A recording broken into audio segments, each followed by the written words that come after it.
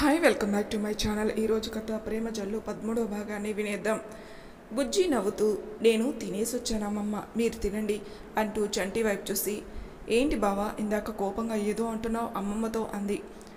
చంటి నానమ్మను చూసి, ఏం లేదులేవే, ఏదో ఒకటి చెప్పి నా బుర్ర తినకపోతే మీ అమ్మమ్మకి నిద్ర పట్టదు కదా అన్నాడు విసుగ్గా. బావా, అమ్మమ్మ ఏం చెప్పినా మన మంచి కోసమే కదా, నువ్వు అలా అంటే అమ్మమ్మ బాధపడుతుంది చూడు అంటూ ఆవిడపై చూడమంది. అప్పటికే ఆవిడ బాధగా చూస్తూ ఉంది. బుజ్జి ఆవిడ దగ్గరికి వెళ్ళి, బావ సంగతి మనకు తెలుసు కదా అమ్మమ్మ, తన కోపం ఎంత తొందరగా వస్తుందో అంతే తొందరగా పోతుంది, నువ్వు బాధపడకు అని ఆవిడ్ని హగ్ చేసుకుంది. ఆవిడ బుజ్జి మొహాన్ని చేతుల్లోకి తీసుకుని నుదుటిపై ముద్దు పెట్టుకొని, నా బంగారు తల్లి, నువ్వు ఎప్పుడు సంతోషంగా ఉండాలి అంది ఆనందంగా. బుజ్జి నవ్వుతూ, నాకు ఏమీ పెట్టవా నీ చేతి సున్నుండ్లు, తిని ఎన్ని రోజులైంది అంది బొంగుమూత పెట్టుకొని. హహహ, నేను నీ కోసం చేసి పెట్టానే, ఇప్పుడే మీ బావ చేత ఇచ్చి పంపుదామనుకున్నా, ఇంతలో నువ్వే వచ్చావు, ఉండు తెస్తా అంటూ తెచ్చి బుజ్జికి తినిపించింది. బుజ్జి తింటూ అని టేస్ట్ ఆస్వాదిస్తూ, నీ చేతిలో ఏదో మ్యాజిక్ ఉంది అమ్మమ్మ, ఇంత బాగా నువ్వు తప్ప ఎవరూ చేయలేరు అంది. ఆవిడ నవ్వి, ఇదిగో ఇవన్నీ నీకే, తీసుకెళ్ళు ఇంటికి వెళ్ళేటప్పుడు అంది. చంటి నవ్వుతూ ఇద్దరిని చూస్తున్నాడు. చంటి బుజ్జితో మాట్లాడడానికి ఇదే మంచి టైం అని, నానమ్మ ఇందాక ఎక్కడికో వెళ్ళాలని చెప్పావు, మరి వెళ్ళవా అన్నాడు. ఆవిడ వెళ్తే తన బుజ్జి మనసులో ఏముందో తెలుసుకోవాలని. మర్చిపోయానన్న, సమయానికి గుర్తు చేశావు అని ఆవిడ హడావిడిగా రెడీ అయి వచ్చి, చిట్టి తల్లి నువ్వు ఇక్కడే ఉండి భోజనం చేసి వెళ్తూ అబ్బాయిని కూడా రమ్మని చెప్పు నాన్న అనేసి చంటికి చెప్పి, నేను తొందరగా వచ్చేస్తా అని వెళ్ళిపోయింది. చంటి మనసులో అమ్మయ్య అనుకొని, కూర్చోవే అని తన పక్కన చైర్ చూపించాడు. బుజ్జి కూర్చొని, నాతో ఏదైనా మాట్లాడారా బావా అంది సున్నుండులుతుంటూ. అవును అని తలోపాడు. దేని గురించి బావా? బుజ్జి మొహం చూస్తూ, నువ్వు హ్యాపీగా ఉన్నావా అన్నాడు తనని అబ్జర్వ్ చేస్తూ. బుజ్జి తడబడుతూ, నేను బాగానే ఉన్నాను బావా అంది. నేను అడిగింది నువ్వు కృష్ణ సంతోషంగా ఉన్నారా అని. బుజ్జి కంగారుగా చంటిని చూసింది. ఎందుకు అలా అడుగుతున్నావు బావా, మేము బాగానే ఉన్నాం అంది టెన్షన్ బయట పడకుండా. చంటి చిన్నగా నవ్వి, నీకు నేను అప్పుడే పరాయివన్నయ్యానా? చిన్నప్పటి నుండి అన్నీ నాతో చెప్పుకునే నా బుజ్జి ఇప్పుడు తన మనసులో ఉన్న బాధని నా దగ్గర దాస్తుంది అన్నాడు నిర్లిప్తంగా. బావా అంది బాధ నిండిన గొంతుతో, నాకు ఎప్పటికీ నువ్వు మంచి ఫ్రెండ్వి, వెల్ విషర్వి, ఎంతమంది నా జీవితంలో ఉన్నా వారంతా నీ తర్వాతే బావా, నువ్వు ఎప్పటికీ పరాయివాణ్ణి అనుకోకు అంది ఎమోషనల్గా. అయితే చెప్పు, ఎందుకు నువ్వు కృష్ణతో సంతోషంగా లేవు? అతను నువ్వు ఇష్టం లేకుండానే పెళ్లి చేసుకున్నావా? ఎవరి బలవంతైనా పెళ్లికి ఒప్పుకున్నావా? డౌట్గా అడిగాడు చంటి. చచా, అలాంటిదేమీ లేదు బావా, నువ్వు అనవసరంగా టెన్షన్ పడకు, కృష్ణని చూడగానే నచ్చాడు, ఈ మాట తనకు ఇప్పటి వరకు చెప్పలేదు అంటూ సిగ్గుపడింది. బుజ్జి కృష్ణని ఇష్టపడ్డాడని చెప్పగానే చంటికి మనసులో బాధగా ఉంది. చిన్నప్పటి నుండి నీ మిందే ఉన్నాను, నేను నీకు ఒక్కసారి కూడా నా ఫీలింగ్స్ అర్థం కాలేదా? నాపై నీకు ఎందుకు ఆ ఫీలింగ్ కలగలేదు అనుకున్నాడు మళ్ళీ. ఇప్పుడు బుజ్జి గురించి అలా ఆలోచించకూడదు అని మనసుకి సర్ది చెప్పుకొని బుజ్జిని చూసి, అయితే నీకు కృష్ణ అంటే ఇష్టం అన్నమాట, సరే మరి కృష్ణపై కోపంగా ఎందుకున్నావు అన్నాడు. బుజ్జి చంటికి తన ఆలోచనలు ఎలా చెప్పాలి, అది వారి సంసార బంధానికి సంబంధించినది, అది మూడో మనిషికి తెలియకూడదనిది, ఎంత బావైనా అన్నీ చెప్పుకోలేరు కదా, తను ఇబ్బంది పడుతుందని అర్థమై, సారీరా బుజ్జి, నీ విషయంలో ఛాన్స్ తీసుకోలేక ఎక్కడ నువ్వు బాధపడతావోనని అడిగాను, నిన్ను ఇబ్బంది పెట్టాలని కాదు అని సంజాయిషిగా అన్నాడు. బుజ్జి తలదించుకొని, నువ్వు ఎప్పుడు నాకు సారీ చెప్పకు బావా, నువ్వేం చేసినా నా కోసమే అని నాకు తెలుసు అంది. కృష్ణ అంటే ఇష్టం, కానీ తన గురించి నాకు పూర్తిగా తెలియదు, తనకు నేనంటే చాలా ఇష్టమని అనిపించింది ఇప్పటి వరకు, తను ఏ రోజు నన్ను ఇబ్బంది పెట్టలేదు బావా, తనతో ఉంటే నాకు చాలా కంఫర్ట్గా ఉంటుంది, ఎలా అయితే నీతో అన్నతో నాన్నతో ఉన్నట్టు ధైర్యంగా ఉంటుందో అని చంటిని చూస్తూ చెప్పింది. బుజ్జి మాటలను బట్టి చూస్తే తనకు కృష్ణతో ఏ సమస్య లేదని అర్థమైంది. ఇంకా వారి మధ్య చిలిపి తగాదాలి అనుకొని, పోనీ బుజ్జి హ్యాపీగా ఉంటుందిలే, ఇంకేం కావాలి అనుకొని హ్యాపీ ఫీల్ అయ్యాడు చంటి. కాసేపు కబుర్లు చెప్పుకుంటూ బుజ్జి సోఫాలో చంటి భుజంపై తలపెట్టి నిద్రపోయింది. చంటి బుజ్జి తలపై నిమురుతూ మెల్లగా తనని సోఫాలో పడుకోబెట్టి తల కింద దిండు తేవడానికి లోపలికి వెళ్ళి వచ్చేసరికి కృష్ణ తన తలని ఒడిలోకి తీసుకుని పడుకోబెట్టుకుని ఉన్నాడు. రవి బుజ్జి కాళ్ళు తన ఒడిలో పెట్టుకుని కూర్చున్నాడు. వాళ్ళని చూసి నవ్వుతూ పలకరిస్తూ, బుజ్జి కబుర్లు చెప్తేనే నిద్రపోయింది అన్నాడు. బుజ్జి గురించి కృష్ణ తప్పుగా అనుకుంటాడేమోనని. కృష్ణ నవ్వి బుజ్జి తలను ప్రేమగా నిమిరాడు. చంటికి కృష్ణ కళ్ళల్లో బుజ్జిపై ఉన్న ప్రేమ కనపడింది. వారిని అలా చూసి చంటి మనసులో సంతోషంగా ఉంది, కానీ బాధ లేదు. ఎందుకో బహుశా బుజ్జి కృష్ణని ఇష్టపడ్డానని చెప్పడం వల్ల కావచ్చు. కాసేపు ముగ్గురు ముచ్చట్లు చెప్పుకున్నాక నానమ్మ ఎక్కడికో వెళ్ళి వచ్చేసింది. ఆవిడ నవ్వుతూ కృష్ణని పలకరించి వంట పని మొదలుపెట్టింది. మరుసటి రోజు బుజ్జి సినిమా ప్రోగ్రాం పెట్టింది. కుమారి పట్టుబట్టడంతో 5గురు వెళ్లారు కారులో సినిమాకి. బుజ్జి కుమారి చేసే అల్లరి చూసి కృష్ణ షాక్ అయ్యాడు.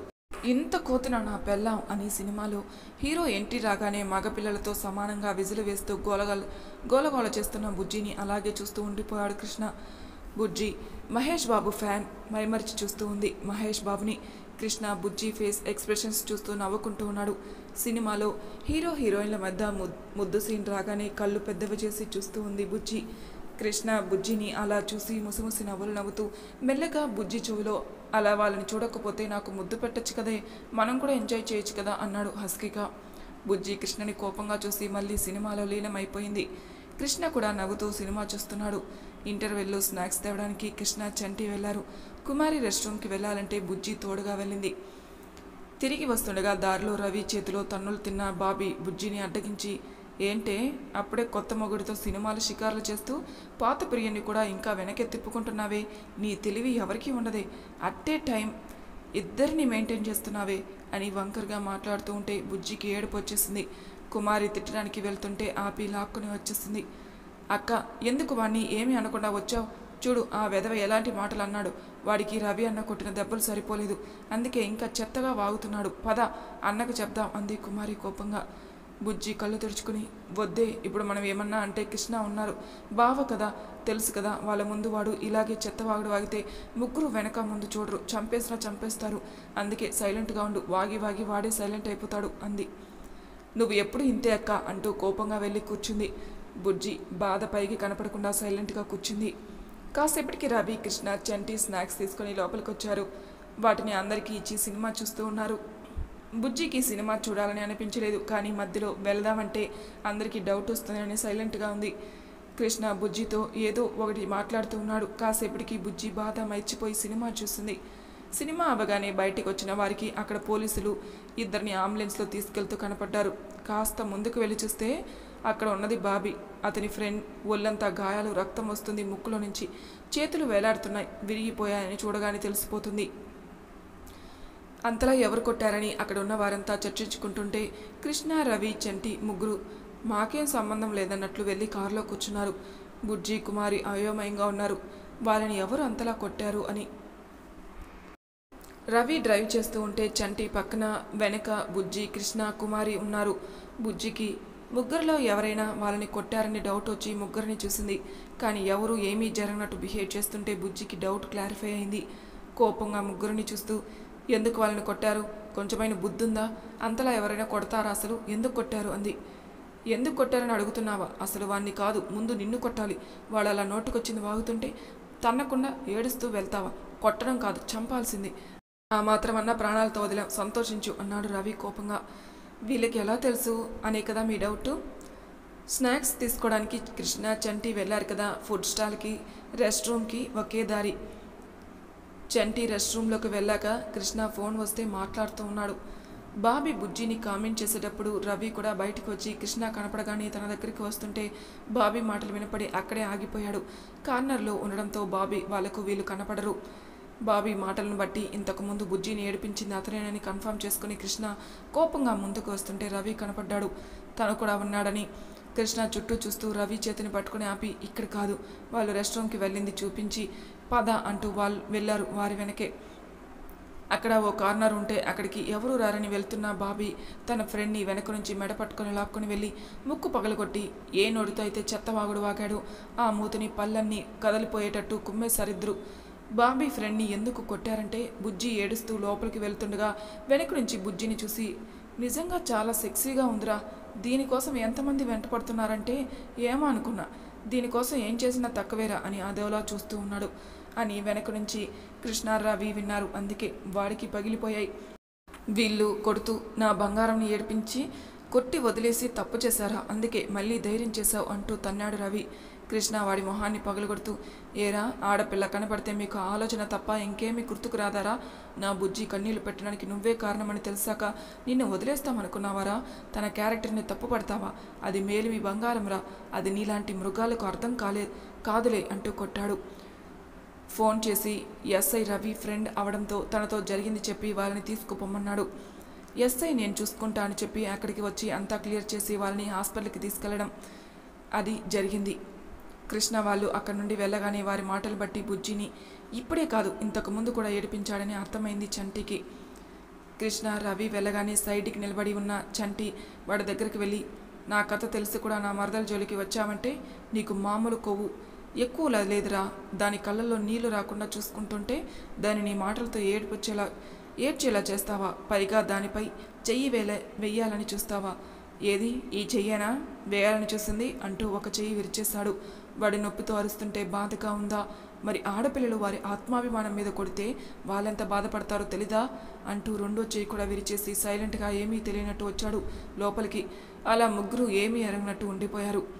కారులో కూర్చొని రవి వైపు చూసి, మనం కొట్టడం మాత్రమే చేశాం, మరి వాడి చేతులు విరిచింది ఎవరు అన్నాడు కృష్ణ. నేనే అన్నాడు కూల్గా చంటి. నువ్వా అని ఆశ్చర్యపోయారు ఇద్దరు. నువ్వు కూడా విన్నావా అన్నాడు రవి చంటిని. అని దానికి చెప్పకండి అన్నాడు బుజ్జి. రాగానే సైలెంట్గా ఉండిపోయారు ముగ్గురు. ఇది జరిగింది. చంటి బుజ్జి వైపు కోపంగా చూస్తూ, అయినా నువ్వెందుకు వాడు అలా వాగుతుంటే సైలెంట్గా వచ్చావు? నువ్వు 4 తన్ని ఉండుంటే మేము కల్పించుకునే వాళ్ళం కాదుగా. నువ్వేమీ చేయలేదు కాబట్టి మేము కొట్టాం. అయినా నీకు చిన్నప్పటి నుండి నేను ఏం నేర్పించానే? నిన్ను నీ తప్పు లేకుండా ఎవరైనా ఏదైనా అంటే సైలెంట్గా ఉండకూడదు, నీ స్టైల్లో చూపించాలని నేర్పాను కదా. స్కూల్లో కాలేజీలో ఎవరైనా నీ జోలికి వస్తే నీ మాటలతో చేతలతో వాళ్ళకి చుక్కలు చూపించేదానివి. ఆ ధైర్యం అంతా ఎక్కడికి పోయింది? పెళ్ళి అవ్వగానే నీ క్యారెక్టర్ మార్చుకున్నావా అన్నాడు కోపంగా చంటి. అది కాదు బావా, అప్పుడంటే ఏం చేసినా చిన్నపిల్లని ఎవరు పెద్దగా పట్టించుకోరు. కానీ ఇప్పుడు అని కృష్ణ వైపు చూసి, నేను ఏం చేసినా చూసేవారు. ఈ పిల్లకి సంస్కారం పద్ధతి నేర్పలేదు. ఎలా చేస్తుందో చూడు. తనని కాదు తనని ఇలా పెంచారని అమ్మా నాన్న అంటారు అని తల దించుకుంది చెప్పింది. కృష్ణ, చూడు బుజ్జి, నువ్వు అలా నీ తప్పు లేకుండా తప్పుకుపోతే అనేవారికి లోకువా. నీకు ముందే చెప్పాను కదా, నిన్ను ఎవరైనా ఏమైనా అంటే చూస్తూ ఉండకు అని. మళ్ళీ అలాగే చేస్తే ఏమనుకోవాలి? మళ్ళీ చెప్తున్నా, నువ్వు పెళ్ళి కాకముందు ఎలా ఉండేదానువో ఇప్పుడు కూడా అలాగే ఉండు. నిన్ను ఎవరైనా ఏమైనా అంటే నీకు ఏం చేయాలనిపిస్తే అది చేసే. తర్వాత ఏమన్నా ఉంటే నేను చూసుకుంటా. నువ్వు నీలాగే ఉండు. నీ క్యారెక్టర్ని చేంజ్ చేసుకుని ఉండవలసిన పని లేదు, అర్థమైందా అన్నాడు కృష్ణ. కృష్ణ అలా తనకు సపోర్ట్ చేస్తుంటే బుజ్జి పాప ఫ్లాట్ అయిపోయి చూస్తుంది. అని తల ఊపింది అదే ట్రాన్స్లో. చంటి కూడా కృష్ణని మెచ్చుకోలుగా చూసి, నువ్వు ఎందుకే సైలెంట్గా వచ్చావు? నీ ప్రతాపమంతా మీ మామ మీద మాత్రమేనా అన్నాడు చంటి వెటకారంగా కుమారితో. బావా ఏం చేసింది అది అంది బుజ్జి. ఏం చేసిందో దాన్ని అడుగు. పాపం వాడి చేతిని మెలితిప్పేసిందంట. వాళ్ళ అమ్మమ్మ లబో దిబోమని నోరు కొట్టుకుంటూ వదలమంటే అప్పుడు వదిలిందంట. ఏం చేశాడే పాపం ఆడు అన్నాడు. బావా నువ్వు అనుకునేలాగా వాడేమీ ఇన్నోసెంట్ కాదులే, ఏదో పాపమని నవ్వుతూ మాట్లాడితే చేయి వేయబోయాడు. దానికే అలా చేయాలా? ఎంతైనా కాబోయే మొగుడే కదే, నువ్వు అలా చెయ్యొచ్చా అంది బుజ్జి. కృష్ణ అబ్బచ్చా అన్నట్లు లుక్కిచ్చాడు. బుజ్జి హిహిహిహి అని నవ్వుతూ కృష్ణ నుంచి చూపు కుమారి వైపుకి తిప్పుకొని, అందుకే కాదులే అక్క, మొన్న నిన్ను ఆ బాబీగాడు ఏడిపించిన సంగతి చెప్పి వాడికి దూరంగా ఉండు అంటే నువ్వు చెప్తే నేను చెయ్యాలా? నిన్ను ఆ బుజ్జికి దూరంగా ఉండమంటే ఉంటావా? నేను నాకు నచ్చిన వాళ్ళతో ఉంటా అన్నాడు. ఆ కోపం ఈ కోపం రెండూ కలిపిచ్చాలి, లేకపోతే వెధవ వాడికి నచ్చితే మీద చెయ్యి వేస్తాడా? నాకు ఇష్టం ఉండద్దా? ఇక చచ్చిన నా దగ్గర వేషాలు వేయడు అంది గర్వంగా. నిన్ను ఇలా తయారు చేసింది నేనే అని మీ అమ్మమ్మకి తెలియాలి. నన్ను తరిమి కొడుతుంది, దయచేసి నన్ను ఇరికించకే అని దండం పెట్టాడు చంటి. అమ్మో ఇంత వైలెంట్గా ఉన్నావేంటే బాబు అన్నాడు కృష్ణ ఆశ్చర్యంగా. ఈ అక్క చెల్లెలంటే ఆ మాత్రం ఉండాలే అని కాలర్ ఎగిరేసింది బుజ్జి కృష్ణని చూసి నవ్వుతూ. కృష్ణ నవ్వుతూ కన్ను కట్టుగానే తడబడుతూ వేరే వైపు చూస్తుంది. మరి వాణ్ణి భయపట్టకే అన్నాడు నవ్వుతూ రవి కుమారితో. హహా అన్న మీరు నన్ను మరీ అలా పొగడకండి, నాకు సిగ్గేస్తుంది అని సిగ్గుపడింది. ఓరి నీ వేషాలు అన్నట్టు చూశారు ముగ్గురు. హిహిహి అని నవ్వుతూ ఎక్కువ చేశానా అంది. కొంచెం ఎక్కువైంది అంది బుజ్జి. అలా సరదాగా కబుర్లు చెప్పుకుంటూ ఇంటికి చేరారు. మరి తర్వాయి భాగంలో ఏం జరుగుతుందో నెక్స్ట్ ఎపిసోడ్లో తెలుసుకుందాం. అంతవరకు నా ఛానల్ని సబ్స్క్రైబ్ చేయని వాళ్ళు ప్లీజ్ సబ్స్క్రైబ్ చేసుకోండి. లైక్ చేసి షేర్ చేయండి. మీ అభిప్రాయాలు నాకు కామెంట్ రూపంలో తెలియజేయండి. Thank you for listening.